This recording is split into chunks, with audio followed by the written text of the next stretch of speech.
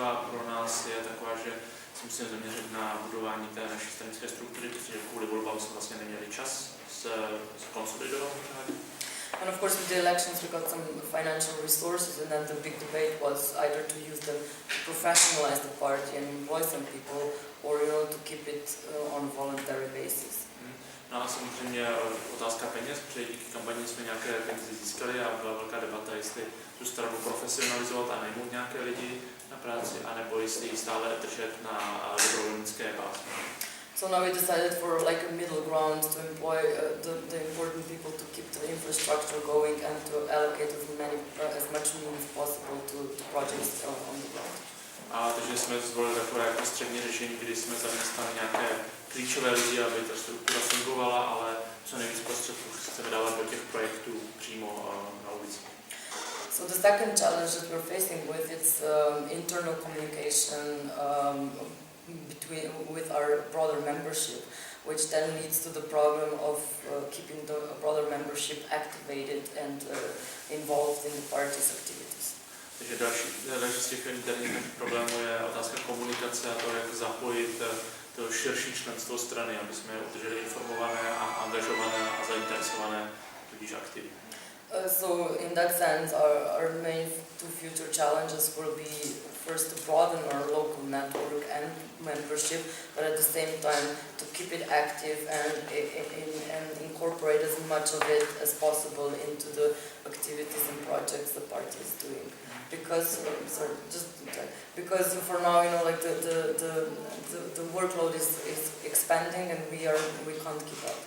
Protože té naší práce pořád přibývá, tak velká výzva je prostě rozšířit tu naši síť lidí, zapojit je, protože jsme to jinak zvládli.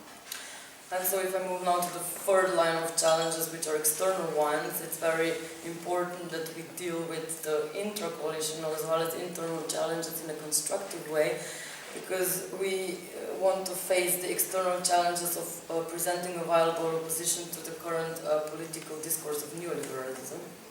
No a všechny tyhle výzvy bychom měli překonat, zvládnout, protože čelíme té vnější výzvě hlavní, a to je postavit nějakou životaschopnou a důvěryhodnou alternativu neoliberální politice, která vládne všude kolem.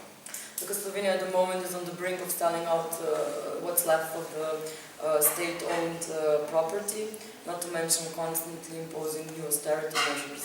Takže Slovensko je totiž teď v situaci, kdy vyprodává to, co zbylo ještě ze státního vlastnictví, a nehledě na to, že stále probíhají ta úsporná opatření a škrty.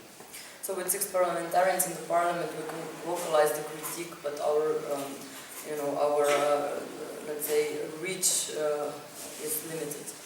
A takže 6 poslanců může propůjčit hlas těm protestům a souhlasu, nicméně náš vliv a náš dosah je omezený. So it is very important, to kind of have a consolidated coalition on which we can build on and then eventually expand our influence. Takže teď je nejdůležitější konsolidovat tu koalici a na tom stavět, aby jsme rozšířili ten náš vliv. The encouraging news at the moment is that our coalition is the only one in the parliament whose support has been constantly rising also in the after-election period. Tak, co je trochu uspokojící, je fakt, že my jsme jediná strana v parlamentu, která po volbách má rostoucí tendenci. And luckily, we can observe similar trends also, in other countries in Europe. A naštěstí podobné trendy vidíme i v jiných zemích v Evropě. So to conclude, I think, for us it's going to be really important to handle with these challenges in a constructive way, because it took us 20 years to bring back socialism back into the political sphere as a viable alternative in Slovenia. Takže je to velká výzva, aby jsme všechny tyhle výzvy a otázky vyřešili konstruktivně, protože nám to trvalo 20 let, než jsme socialismus dostali zpátky do politické scény jako životaschopnou alternativu. So if we don't work, in the direction of strengthening the progressive political as well as civil society forces in Slovenia, this could mean, this could be detrimental for the left for another, decades or at least a very long time. Takže pokud bychom to nezvládli, tak by to pro slovinskou levici mohlo znamenat třeba další desetiletí, možná díl